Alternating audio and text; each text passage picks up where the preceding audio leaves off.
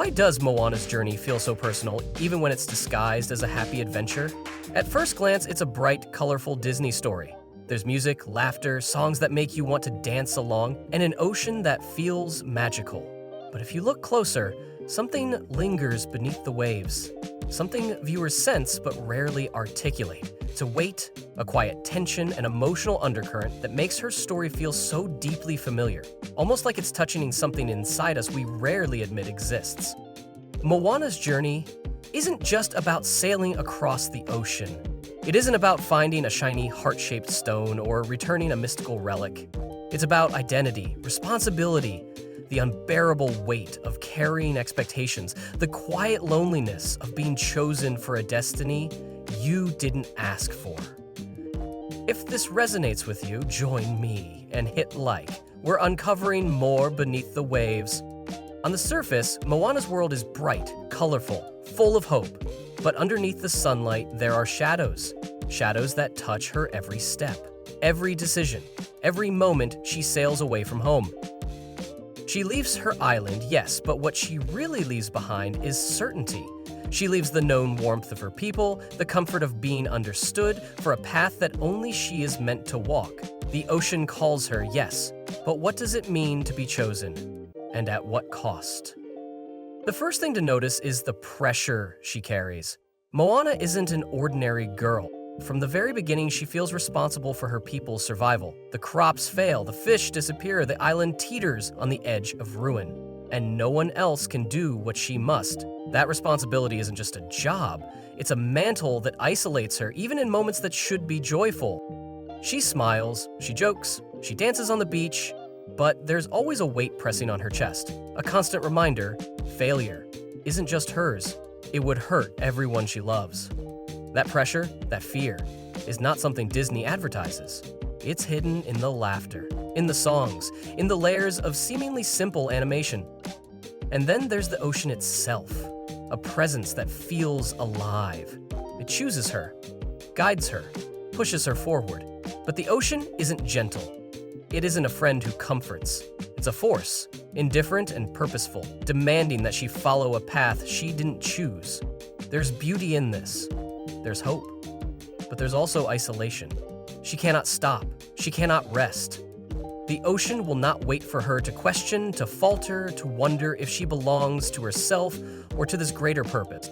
Moana's journey is full of companions, yes, like Maui or Heihei, but even these interactions cannot fill the emptiness of being chosen. Maui is flawed, comical, unreliable. He is her guide, but he is not her equal. He cannot share the burden of the destiny that has been placed on her shoulders.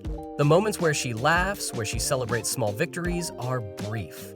They fade against the backdrop of an immense, ongoing responsibility, one she cannot escape. And this is where her loneliness begins to crystallize.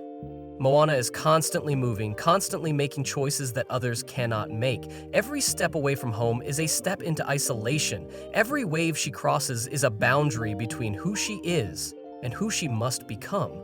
She carries her people, she carries her ancestors' expectations, she carries the weight of a spiritual calling.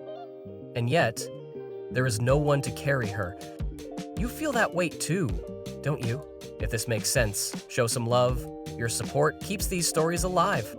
Her identity becomes tangled with her responsibility. She cannot separate Moana the girl from Moana the chosen. The moment she rests, the moment she doubts, the ocean reminds her, your path does not pause for weakness. And so she moves, always forward, always onward. There's also the symbolism of leaving home. Most stories frame leaving as adventure, freedom, growth. But in Moana's story, leaving is complicated. She leaves not because she wants to, but because she must. Her choice is constrained by duty, and that lack of freedom weighs heavily. The ocean does not just guide her, it pressures her, it dictates her journey. She cannot simply explore, she cannot simply enjoy, because the path is already determined. Even the storms she faces are metaphors. The turbulence, the chaos, the monsters she fights all represent the internal conflict of someone caught between desire and duty. Moana does not simply face external challenges. She faces the challenge of self-definition in a world that has pre-assigned her purpose. She must negotiate her own identity against the ocean's plan, against the expectations of her people, against the weight of her ancestors. And what about the heroes and legends around her? Maui the demigod represents flawed guidance, the temptation to shirk responsibility, the lure of self-interest. He is her companion, yes, but also her challenge, a mirror reflecting what happens if one chooses freedom over duty. Through him, we see that even guidance cannot alleviate the burden of being chosen.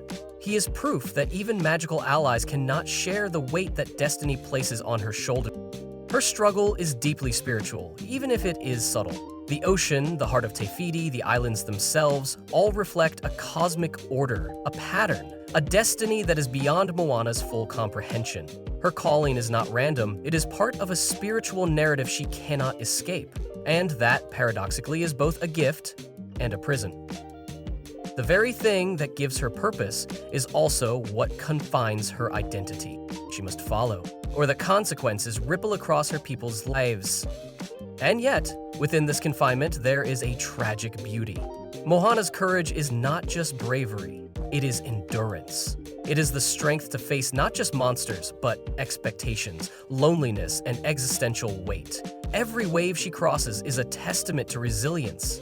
Every song she sings masks the silent fear of failing those who depend on her. Every smile she gives hides the knowledge that her journey may never truly end. Because in the end, what happens after the quest is complete? Even when Te Fiti is restored, even when the heart returns to its place, Moana still faces the ongoing responsibility of leadership. The ocean may guide, but the burden of her people remains. Her journey is cyclical. There is no finality. She does not find freedom in completion, only a temporary reprieve from a path that continues to demand her attention. The ocean chose her, and maybe it's calling to you too. Subscribe so you don't miss the mysteries waiting beneath the surface. Moana's story is, at its core, about identity under pressure. It's about the tension between personal desire and duty. It's about the loneliness that comes from being chosen, and the existential weight of understanding that your life is no longer yours alone. Every song, every dance, every joyful moment is layered with this complexity, a hidden truth beneath the waves. And maybe this is why her journey feels so personal to all of us. We recognize it not because of the ocean, the islands, or even the fantastical adventures. We recognize it because we too face paths chosen for us. Expectations, obligations, roles that isolate us, duties that shape our identities. We too carry invisible weight. We too navigate waves that never seem to end. Moana teaches us something profound. Being chosen does not free us. Being brave does not erase loneliness. And completing a mission does not resolve the deeper question of who we are. Her story reflects a universal truth. Purpose can be both beautiful and suffocating, inspiring and isolating, empowering and lonely. Her journey asks a question we rarely face. What does it mean to truly belong? Not to a place, not to a people, not even to a destiny, but to ourselves. Moana's answer is not simple. She finds moments of clarity, fleeting joy, and triumph, but always under the shadow of responsibility. She shows us that identity is never fully our own when destiny calls. And perhaps the hardest truth of all, sometimes we cannot escape what we are called to do, but we can choose how we carry it. We can choose our courage. We can choose our grace. We can choose our compassion for ourselves, even while carrying the weight of others. Moana's journey is not just hers, it's ours. A reflection of the human struggle to define self while fulfilling duty, to seek freedom while embracing responsibility, to navigate life's vast oceans with both hope and gravity. Her story is not a cheerful tale of adventure, it is a mirror, a meditation, a reminder that beneath even the brightest waves, shadows exist, and that the measure of courage is not in fighting monsters, but in facing the weight of being seen, chosen, and alone, and still moving forward. So next time you watch Moana, listen to the ocean. Watch her eyes. Notice the subtle moments when joy masks isolation. Understand that her path is not a simple journey of adventure, it is an exploration of identity, destiny, and the quiet, unspoken courage it takes to carry more than anyone could imagine. And in that reflection, you might find yourself navigating expectations, facing pressures, seeking purpose, and wondering if you are enough. Moana does not give answers easily, but she asks questions we all must face. Who are we when the world depends on us? What does it mean to carry others without losing ourselves? And how do we navigate our own oceans, bright and dark, hopeful and haunting, until we find a place where we truly belong? If that hit home, slow down for a second, breathe. Moana teaches us that the answers we chase out there are usually waiting within. If you felt that truth, subscribe. We bring new stories every Friday, stories with warmth, memory, and depth. Your presence here means more than you know.